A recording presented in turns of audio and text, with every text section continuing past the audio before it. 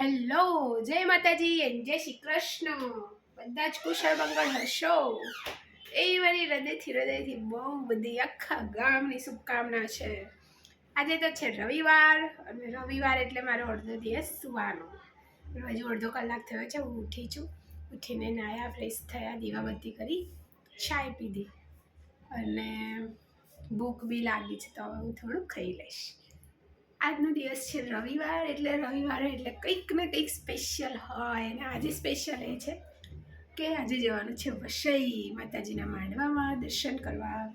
તો શક્યતન ત્યાં આમ તો શક્યતન પરમિશન નથી કે ત્યાં મતલબ કોઈ ચાલુ સભામાં આપણે વિડીયો બનાવી શકીએ, પણ એન્ડમાં જ્યારે આરતી થાય છે 7:30 તો હું પ્રયત્ન કરીશ કે હું લાઈવ થઉં અને તમે બધાને આરતીના દર્શન કરાવડાવો. બાકી તો આજનો દિવસ આમ હમણાંથી ઓલો એક વિડીયો મેં નહોતો મૂક્યો કે પોતાની માટે પણ સમય કાઢો. તો મારી માટે સમય કાઢવો એ છે કે મતલબ મંદિરોએ ફરવું, દર્શન કરવા. તો મને એ બધું બહુ ગમે અને મને નવા મંદિરોએ ફરવું બહુ ગમે, પણ શક્યતન મને શિકોતર માના મંદિરે જવું બહુ ગમે. તો અત્યારે મારા કોન્ટેક્ટમાં એક જ છે કે જે વસઈ ધામ છે એ. બટ બહુ જલ્દી હું આપણા આ યુટ્યુબ ચેનલના માધ્યમથી જ હું પ્રયત્ન કરીશ કે હું અમદાવાદમાં આવેલા કેટલાક શિકોતરમાના મંદિર જે મેં જોયેલા છે, અને મેં ઘણા બધા મંદિર આમ તો જોયેલા છે, તો એ બધા મંદિરોએ હું જઉં અને દર્શન કરું અને તમને બધાને પણ દર્શન કરાવું. આ બસ મારી એ ઈચ્છા છે. મતલબ એવા હું બહુ બધા વિડીયો બનાવું અને જે બી માને છે માતાજીને તે બધા પણ દર્શન કરવા જઈ શકે. અને આ એક આસ્થાની વસ્તુ છે. પણ એક ટોપિક છે જેની પર આજે મારે ચર્ચા કરવાની છે કે જે મળ્યું છે એને માણતા નથી ને જે નથી મળ્યું એનો મલાલ કરીને બેઠા છીએ. તો હું આના ઉપર એક વિડીયો બનાવવાની છું અને એ ટોપિક મારે બહુ લાંબો ખેંચવો છે.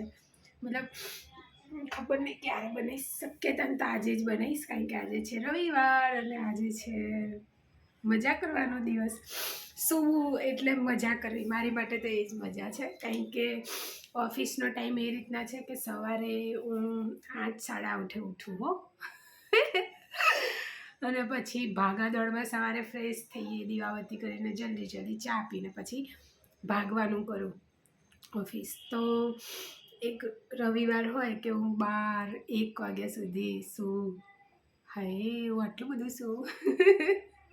પછી શિડ્યુલ શું થાય હું તમને કહું કે હવે જેમ કે આજે 12-1 વાગ્યા સુધી સૂઈ લીધું એટલે આજે રાત્રે બરોબર મોડા સુધી નીંદર નહીં આવે, મતલબ તો આજે 2 વાગી જાય હો.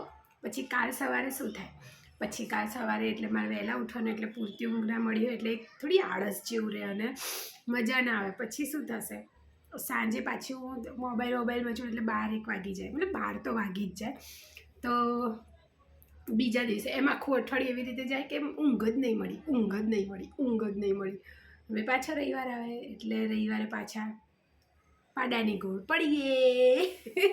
તમે લોકો આવું કરો કે રવિવારની રાહ જુઓ ખાલી સૂવા માટે?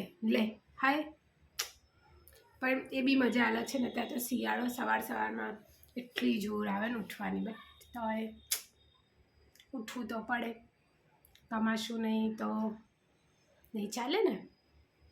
બીજું શું કહેવાનું હતું મારે? હા, તો બસ એ જ એન્ડમાં કે આજે માના સાનિધ્યમાં જવાનું છે. તો અગર ત્યાં લાઈવ થવાનો ઓપ્શન હશે તો હું જરૂરથી જણાવીશ. બસ હું એક વિડીયો બનાવીશ કે તમે ક્યાંથી ક્યાં જઈ શકો છો. અને ત્યાં 2 રસ્તા છે, તો તમે 2 રસ્તાથી કઈ રીતે, એક છે જે ગામડાઓની મતલબ ખેતરોમાંથી નીકળે છે, પણ પાક્કો રસ્તો જ છે, પણ નાનો છે તો સાચવીને ચલાવવું પડે વળાંકો છે એટલે.